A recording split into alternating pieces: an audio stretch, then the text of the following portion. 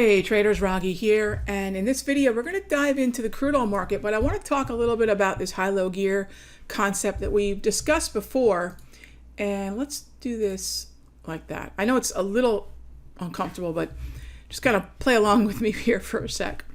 All right, so what I want you to notice is the first thing. This is the same process that I will use to analyze stocks, that I will use to analyze futures, Forex, and that is, do we first of all have bullish structure? And the structure is measured by the 8, 13, 21, and 34 exponential moving averages. All right, so you'll see they both had the same.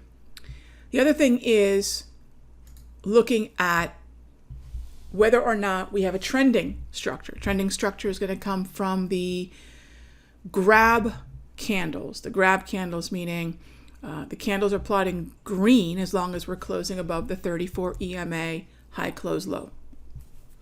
Pullbacks to it are valid buys. In fact, that 40.05 buy we had the other day, that was our initial level of entry. But a lot of traders are asking now, and this is what we're going to dive into, is how do you gauge whether or not there's potential explosive, versus sort of slowly crawling higher? Is there a potential explosive setup in crude? And I'd have to say no. Even when we had a little bit more of a momentum environment, with the green, these are 10x candles now. So I toggle between two candle types. One is measuring trend, the other is measuring momentum. And even though we had a momentum-friendly environment, we never had the volume surge that a momentum-based breakout would really need. And now we've gone neutral on the momentum. So this is one really easy way to say, you know what, we're going to stick with the trend following pullbacks. All right, so with that said, let's zoom in a little bit and talk about what that might be if you're not in crude now and what I'm open to. Now, yes, I'm in from $40.05, but there were levels below that I would have liked to have entered at. And seeing how OPEC is always up to something, we never know if we're going to have one of those days where we get a sell-off in crude. So with that being said, let's keep a couple levels in mind. I'm going to put them right on the screen here. So this, of course, is the September contract of crude oil, and this is going to be a daily time frame buy, not a day trade, but a daily time frame buy. And what I'm looking for is an initial level. I'll call this aggro. This is what the trade alerts look like in the room. I'll look for an aggro buy around the 21 exponential moving average, and that's going to put me right around 40.10.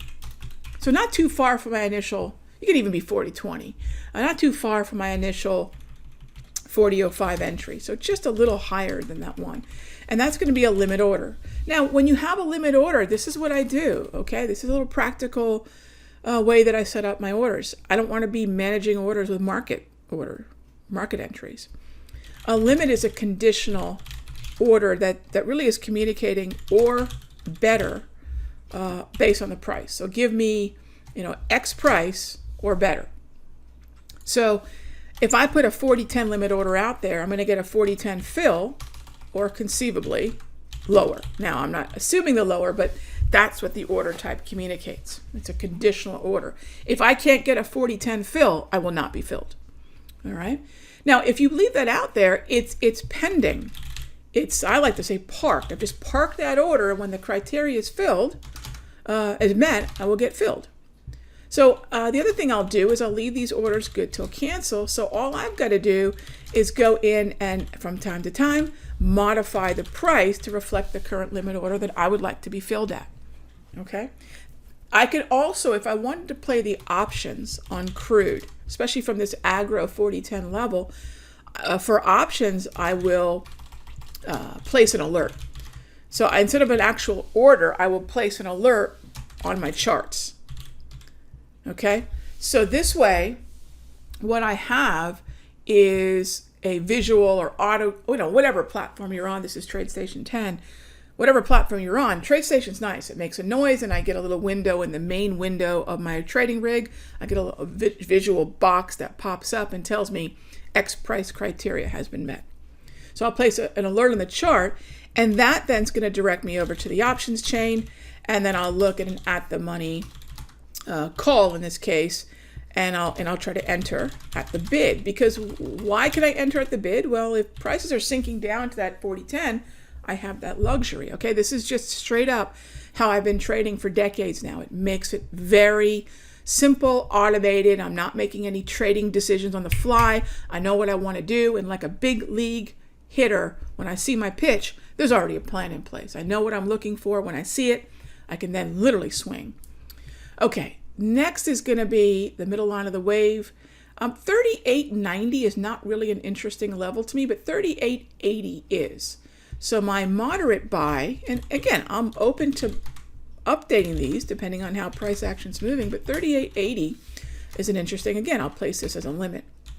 And then finally, I'll have my conservative. Now, gang, remember, I have a saying, risk is not one size fits all. Okay? If risk is not one size fits all, then neither are entries. Neither are entries. Because your risk is determined by your entry to stop. So risk, there's other components of risk, but risk is your entry to stop. That's your risk, to your stop loss. So my stop loss on this particular setup is going to be just below the lowest level.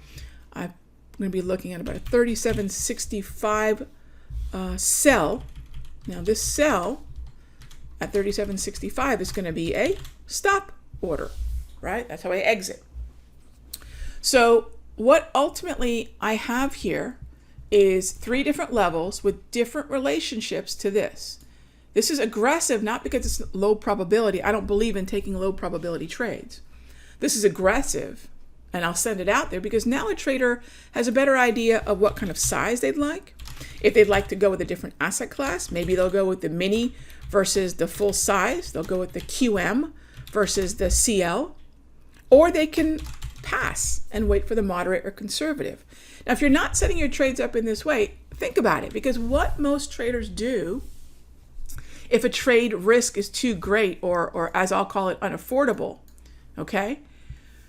What they'll do is they'll move the stop up. So if I want to get in at 40.10, but I can't afford 37.65, what do most traders do? Now remember, 90% plus traders lose. So think about the habits that they exhibit, that they practice.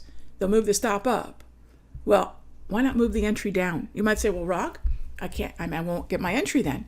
Exactly. Like a big league hitter, is it your pitch? No. If it's not, we don't swing. All right. This is a pretty in-depth look at not only how I'm trading crude right now. This is the re-entry that I'll be looking for. I'm in it now from a 40.05 level, but if I have another swing at the ball, this is how I want to take that pitch. Okay. And then also think about how you can look at different levels to scale in at using options, minis, and smaller position size at the aggro, slightly larger at the moderate. And then your largest position is going to be the one with the proximity to the stop, right? How much can I lose if I'm wrong? That's the guiding principle. Hope that helps, and I'll see you in the next update.